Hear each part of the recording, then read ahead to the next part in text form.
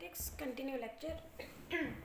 ठीक है बेटा, हम पढ़ रहे थे स्टैटिस्टिक्स और हमने प्रीवियस लेक्चर में अपनी जो एक्सरसाइज है वो कंप्लीट कर ली थी। इसमें हमने पॉलीगॉन्स और ऑब्जेक्ट्स बनाए थे, हिस्टोग्राम्स बनाए थे। ठीक है, अब हमारे पास टॉपिक है, टॉपिक नंबर 22.3 हम पढ़ रहे हैं स्टैटिस्टिक्स चैप्टर। ठीक है, तो मैथमेटिक्स और उसके सब टॉपिक में हम पढ़े स्टैटिस्टिक्स। ठीक है, और स्टैटिस्टिक्स में अब हम पढ़ने लगे हैं सेंट्रल टेंडेंसीज। जो स्टैटिस्टिशियंस हैं, जैसे मैथमेटिशियंस होते हैं, तो जो स्टैट्स के जो एक्सपर्ट्स होते हैं वो कहलाते हैं स्टैटिस्टिशियंस। ठीक है, स्टैटिस्टिशियंस जो होते हैं बेटा, वो सेंट्रल टेंडेंसी यानी जो डाटा है वो किस ऑब्जर्वेशन के इर्द गिर्द घूम रहा है, यानी वो जो सेंटर वाली वैल्यू है वो कौन सी है, ये फाइंड करने में बहुत ज़्यादा इंटरेस्टेड हैं, क्योंकि इससे आपको जो डाटा है उसके बारे में बहुत ज़्यादा मालूमात मिलती है। इस बात पर बाद में जाएंगे कि क्या मालूमात मिलती है, क्या फ़ायदा होता है। ठीक है, आप अभी समझेंगे हम कि सेंट्रल टेंडेंसी क्या होती है। The ability of all observations in are data two cluster around a centre point. ठीक है, कोई जो डाटा है वो फैला हुआ है। ठीक है, अब उसकी एक टेंडेंसी होगी कि वो किसी पॉइंट के गिर्द इकट्ठा होने की टेंडेंसी रखता है, यानी वो एक जगह इकट्ठा हो रहा होगा। ठीक है, डाटा कहीं ना कहीं यानी उसके सेंटर में होगा। अभी थोड़ा सा आगे चल के हम इसको समझते हैं। ठीक है, अच्छा जी, और बेसिकली ये जो सेंट्रल पॉइंट होगा वो क्या होगा, वो उसका मीन होगा। ठीक है, मिसाल के तौर पे यूँ समझिए कि एक किसी स्टूडेंट के मार्क्स हैं फ्रॉम 25 में से वो आम तौर पे अगर 23 मार्क्स लेता है, यानी 23 कभी 24 लेता है, कभी 25 लेता है, कभी उसके 22 मार्क्स आते हैं, कभी 21 आता है, कभी उसके 17 आते हैं, कभी 21.5 आता है। ठीक है, तो इसका मतलब है कि ज़्यादा जो सबसे ज़्यादा सेंटर वाली वैल्यू होने का चांस है वो 23 या 22 के पास है। ठीक है, तो वो अगर ज़्यादातर जो वैल्यू लेता है, जो सेंट्रल वैल्यू है इस डाटा की, वो उसका क्या होगा, सिंपली एवरेज है। ठीक है, अगर आपने एवरेज निकालने के जी ये बच्चा जो है वो कितने मतलब वो किस तरह का है, ठीक है, इतने सारे टेस्ट में से आप कैसे फाइनलाइज करोगे। अभी तो ये नज़र आ रहा है कि ये बहुत अच्छा बच्चा है। ठीक है, चलो 25 को ख़त्म भी कर दो तो उसका मतलब काफ़ी अच्छा बच्चा है। ठीक है, अबव मीडियोकर से, लेकिन फिर भी आप इसको समझना चाहते हो तो आप क्या करोगे, उसका एक एवरेज ले लोगे। लेट्स से उसकी एवरेज आती है 23। तो इसका मतलब है कि जो ये सारी वैल्यूज़ हैं बाकी सारी वो इसके गिर्द घूम रही हैं, यानी 23 के इर्द गिर्द वो क्या कर रही हैं, सेंट्रलाइज हुई हैं, इसके गिर्द रिवॉल्व कर रही हैं। ठीक है, टेंडेंसी है उनकी एक पॉइंट के गिर्द जमा होना। तो ये जो 23 है ये क्या कहलाएगा, इसका मीन कहलाएगा या एवरेज कहलाएगी। अब आपने जो सेंट्रल वैल्यू है वो फाइंड किस तरह करनी है, उसके डिफरेंट मेथड्स हो सकते हैं। पहला काम आसान सा वही एवरेज वाला, उसको मैथ्स की ज़ुबान में अरिथमेटिक मीन भी कहा जा सकता है। तो सेंट्रल टेंडेंसी निकालने का जो सबसे पहला तरीका आपको वो डिस्कस करता है, वो कहता है जी अरिथमेटिक मीन AM निकाल लो। अरिथमेटिक मीन बहुत आसान, बहुत बार आप निकाल चुके हैं, लेकिन आपने शायद उसको वर्ड को पहली बार पढ़े। ठीक है, अरिथमेटिक मीन जो है वो क्या है, आपकी सेंट्रल मोस्ट वैल्यू है। जितनी आपके पास वैल्यूज़ होंगी उन सब वैल्यूज़ को ऐड कर लो। ठीक है, और नीचे जितनी नंबर ऑफ ऑब्जर्वेशन है 1 2 3 4, तो 4 से उसको डिवाइड कर दोगे, तो x डैश से उसको अरिथमेटिक मीन को शो किया जाता है।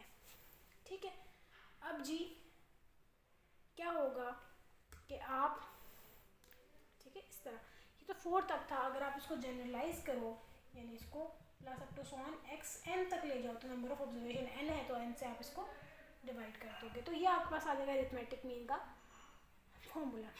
या फिर आप इसको इस तरह भी लिख सकते हो, x इज इक्वल्स टू, ये समेशन का साइन है, यानी सम करना है सारी वैल्यूज़ को, किन को, x i को। अब i में क्या क्या पुट करना है, i इज इक्वल्स टू 1 से n तक, यानी इसमें पहले 1 पुट होगा तो ये x1 बन जाएगा, फिर i में इसमें 2 पुट होगा तो ये 2x2 बन जाएगा, यहाँ 3 होगा तो यहाँ 3 से n तक, i1 से n तक ये लिखने का एक तरीका है, और नीचे n, तो ये शक्ल आ जाएगी। तो परेशान नहीं होना, बेसिकली इसी को कम्पैक्ट फॉर्म में लिखा हुआ है। जी कहता है कि जी ये जो समेशन है, ये जो साइन ये लगाया है इसको, ये है सिग्मा, ठीक है। तो ये सिग्मा है, इसको क्या किया जाता है, सम के लिए डिनोट किया जाता है, ठीक है। और बाकी अरिथमेटिक मीन के बारे में वो आपको कुछ पॉइंट्स दे रहा है, वो आप पढ़ लीजिएगा, ठीक है। अरिथमेटिक मेथड मीन निकालने के दो या दो से ज़्यादा तरीके हो सकते हैं, depending upon the type of data. अब बेटा डाटा अगर आपके पास अनग्रुप्ड है, ठीक है, अगर आपके पास डाटा अनग्रुप्ड है, यानी वैसे ही आपको दिया हुआ है कि आपको क्लासीफाई नहीं करके दिया हुआ, क्लासेस नहीं बना के दी हुई, वैसे ही आपको दिया हुआ है 1 2 3 4 5 6 7 8 9 मार्क्स दिए हुए हैं, 24 25 26 1 2 जितने भी दिए हुए हैं, ठीक है। तो 18 92 27 34 68 इनका जी मीन निकालो, तो क्या करोगे, सिंपली ये वाला फार्मूला लगा दोगे, ठीक है। इसको आप और सिंप्लीफाई करके समेशन x ओवर n भी लिख सकते हो। बहुत आसान सा फॉर्मूला, नथिंग डिफ़िकल्ट, ठीक है, आसान सा फॉर्मूला है, इसको आराम से आप लिख सकते हो, ठीक है। अगर आपके पास डाटा जो है वो ग्रुप्ड हो, यानी आप एक ग्रुप डाटा पे वर्क कर रहे हो, यानी आपके पास एक क्लासेस दी हुई है, फ्रीक्वेंसी दी हुई है, तो आप किस तरह का डाटा लगाओगे, समेशन एक्स आई फॉर्मूला लगाओगे, summation x I F I over summation F I, ठीक है। तो आपका अब ये मीन का फॉर्मूला ये हो जाएगा ग्रुप्ड डाटा के लिए, ठीक है। आप इसको सिंपली लिख सकते हो समेशन एक्स एफ, सिग्मा भी बोल सकते हो, समेशन भी बोल सकते हो, I prefer saying it summation, क्योंकि याद रहता है बंदे को कि समेशन है, ठीक है। सिग्मा भी बोल सकते हो, इसका नाम ग्रीक लेटर है, इसका नाम सिग्मा है, सिग्मा ऐसे भी लिखा जाता है, लेकिन अब अपर केस में बड़ा कैपिटल लेटर वही है, ठीक है। तो समेशन एफ, ठीक है, यानी आपने फ्रीक्वेंसी को सम करना है और सम ऑफ एक्स एफ भी करना है, ठीक है। तो वो आगे देख लेते हैं कि किस तरह से, ठीक है। एग्जाम्पल 1 की तरफ चलते हैं। अरिथमेटिक में निकालना है, वो कहता है एक पॉइंट है जिसका आपने अरिथमेटिक मीन निकालना है। फॉर एग्जांपल आपको छोटी सी मिसाल है, एग्जांपल नंबर 1 का सेकंड पार्ट है, उसमें क्या कहता है जी कि 7 5 74 और 10 का आप अरिथमेटिक मीन निकालिए। अरिथमेटिक मीन निकालने के लिए आपको डाटा को क्या कहते हैं, उसको तरतीब भी नहीं देनी पड़ती, अरेंज भी नहीं करना पड़ता। There is no need to arrange the data. ये इसकी एक बहुत अच्छा एट्रीब्यूट है कि आप अगर दरमियानी वैल्यू को हिंट करना चाहो कि या शायद ये हो सकता है, शायद ये हो सकता है, तो आपको क्या करना पड़ेगा, उसको पहले अरेंज करना पड़ेगा। तो अब आपको अरेंज भी करने की ज़रूरत नहीं है, सिंपली इसके ऊपर क्या करोगे, आप फॉर्मूला लगाओगे, कौन से वाला, समेशन एक्स ओवर एन वाला, ठीक है। मीन को एक्स बार से जाहिर किया जाता है, तो आपके पास क्या आ जाएगा, ये 7 + 5 + 74 + 10 ओवर 1 2 3 4, तो ये 4 आ जाएगा, ठीक है। तो ये क्या हो जाएगा,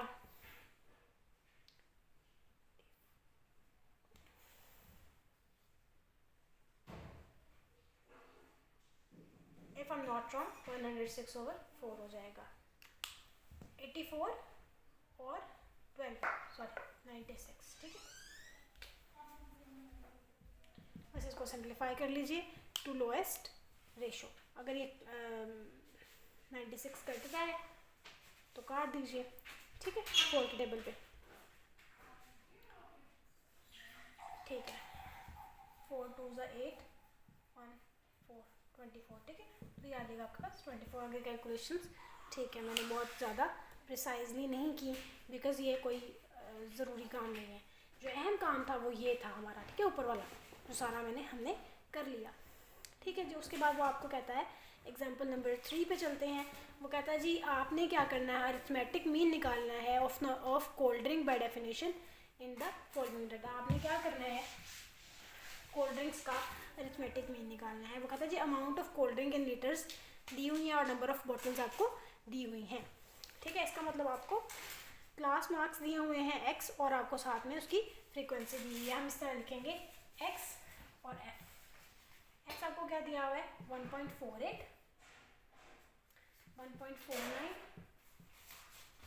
1.50, 1.51 और 1.52 तरतीब दी हुई है, उसने खुद ग्रुपिंग की है, even if it was not needed. ठीक है, उसके बाद उसने फ्रीक्वेंसी दी हुई है, उसकी क्या है 27551। ठीक है, तो ये इसकी फ्रीक्वेंसी भी उसने दे दी। अब हमें क्या है, हमारे पास ग्रुप डाटा है, तो अब हमें ग्रुप डाटा को किस तरह से हमने वो करना है, इसका मीन निकालना है ना। तो मीन निकालने के लिए हमें क्या करना पड़ेगा, इसके ऊपर फॉर्मूला लगाना पड़ेगा। कौन से वाला फॉर्मूला हमें चाहिए, मैं यहाँ लिख रही हूँ ताकि हमें याद रहे और पता रहे हम ये कर क्यों रहे। Summation x I F I over summation F, यानी हमें समीशन एफ चाहिए, एफ का सम चाहिए, फ्रीक्वेंसीज का सम चाहिए हमें। तो फ्रीक्वेंसी का सम निकाल लीजिए। अगर आपको मेरा हाथ मुझे देखने दो कि नज़र आ रहा है कि नहीं। ठीक है,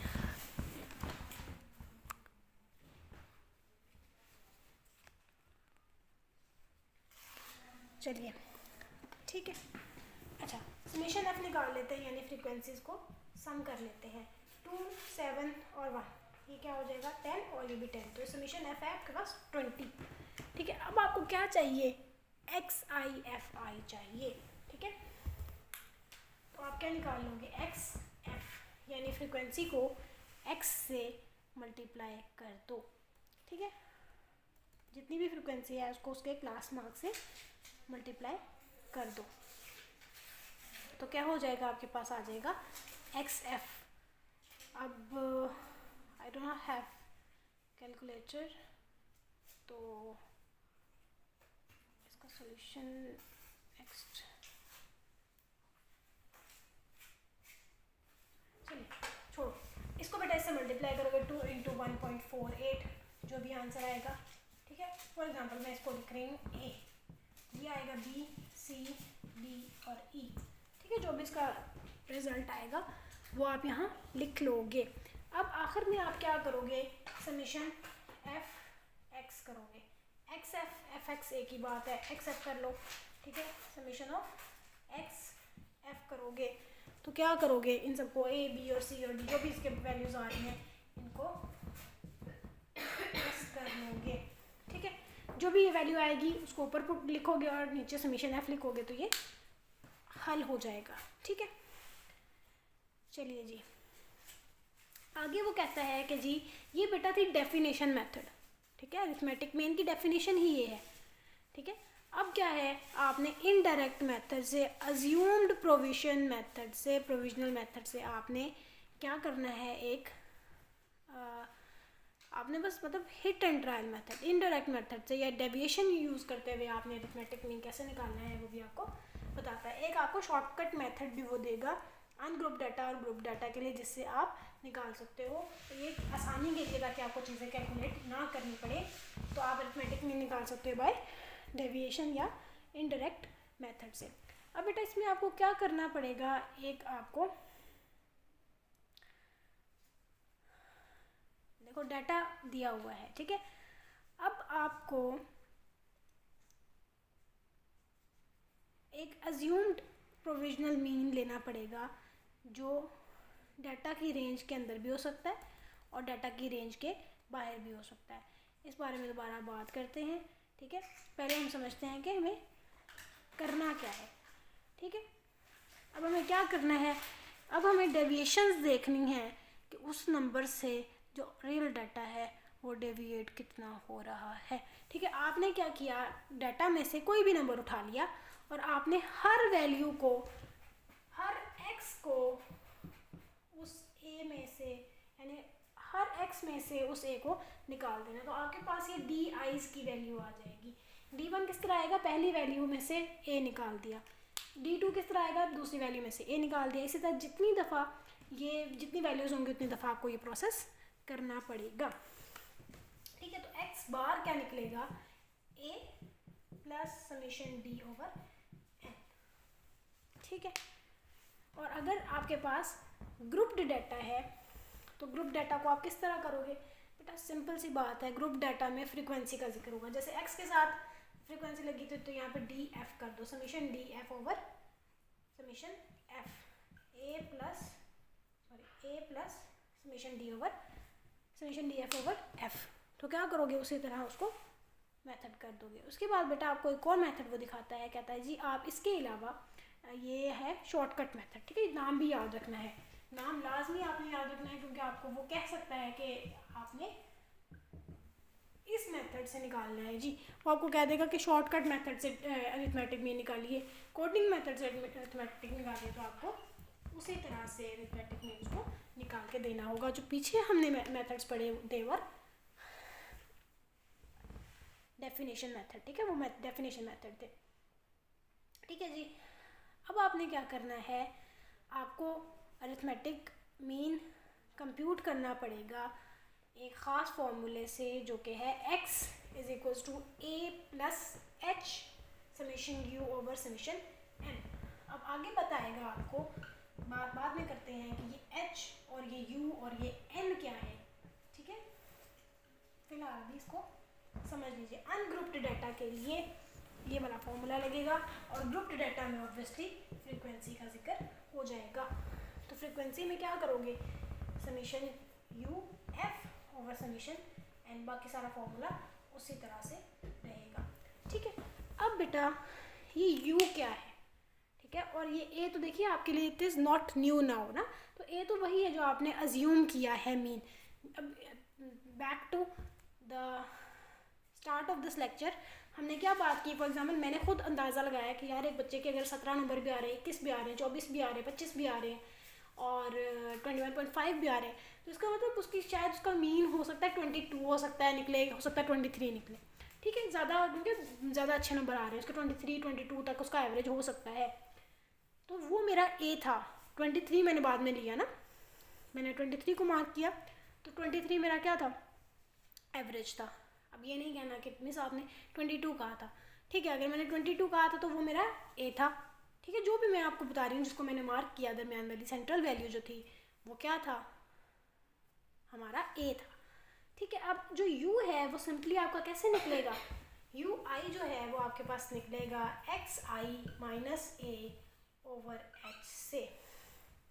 ठीक है, और इसको जो यू है उसको कोडेड वेरिएबल कहा जाता है, और जो अनग्रुप डाटा के लिए आप क्या करोगे, एक्स आई जो है वो आपके पास क्लास मार्क्स या सिंपली जो है ऑब्जर्वेशंस है। ठीक है, अब ये बातें हमें बहुत मुश्किल लग रही हैं, लेकिन जब हम एग्जाम्पल करेंगे तो ये बहुत ज़्यादा आसान हमें लगेंगी। ठीक है जी, अब वो कहता है कि एग्जाम्पल 1 में वो कहता है जी, the total marks of 6 students who studied in a group of examination are this and this. Find arithmetic mean using indirect methods by taking a is equals to this and h is equals to this. ठीक है, उसने h भी आपको दे दिया और a भी आपको दे दिया है, और नेक्स्ट में आपको कहता है कि a को 680 लो और h को 20 लो। तो हम इसमें से पहला पार्ट कर लेते हैं, और जो सेकंड पार्ट है वो बिल्कुल इसी तर्ज पे आप हल कर सकते हो। तो if we were in live class तो मैं आपसे पूछ लेती कि आप कौन सा करना चाह रहे हो, लेकिन अब because I have no other sources, तो मैं आपसे वैसे ही अपनी मर्जी से कर लेती हूँ। ठीक है, अब बेटा अब उसने कहा इनडायरेक्ट मेथड से निकालो, तो हम दोनों से निकालेंगे, शॉर्टकट से भी और कोडिंग से भी। ठीक है, और बेटा आंसर सेम आएगा। अगर को कहेगा अरिथमेटिक मीन निकालो तो जैसे मर्जी निकाल लो, आसान तरीन फार्मूला, पहले ही आसान है, शॉर्टकट बस नाम का शॉर्टकट है। ठीक है, बहरहाल वो आपको कहता है कि ए ले लो 650 और एच ले लो आप 10 ले लो। ठीक है, अब आपके पास डाटा है अनग्रुप्ड टाइप का। सबसे पहले आपको ये देखना पड़ेगा कि डाटा किस टाइप का है, तो डाटा आपके पास अनग्रुप्ड टाइप का है। पहले एक टेबल बना लेते हैं, उसके बाद हम क्या करेंगे, उसका मीन निकाल लेंगे। ठीक है, टेबल बनाने के लिए हम क्या करते हैं, क्लास मार्क्स जो हैं उसको हम इस तरह लिख लेते हैं 6 10 640, 685, 680, 710 और 580 हैं आपके पास क्लास मार्क्स। क्लास मार्क्स है सिंपली ऑब्जर्वेशंस, ठीक है, तो ऑब्जर्वेशंस हैं आपके पास, ठीक है जी। अब आपने आपको शॉर्टकट मेथड के लिए डी चाहिए, ठीक है, आपको क्या चाहिए, शॉर्टकट मेथड के लिए डी चाहिए और कोडिंग मेथड के लिए यू चाहिए। तो हम क्या करेंगे, डी निकाल लेते हैं, ठीक है। कोडिंग के लिए शॉर्टकट के लिए आप डी निकालोगे। डी कैसे निकालते हैं अनग्रुप्ड डाटा के लिए? अनग्रुप्ड डाटा के लिए आप कैसे निकालते हो, सम करते हो, सॉरी डी बाद में होगा ना वो।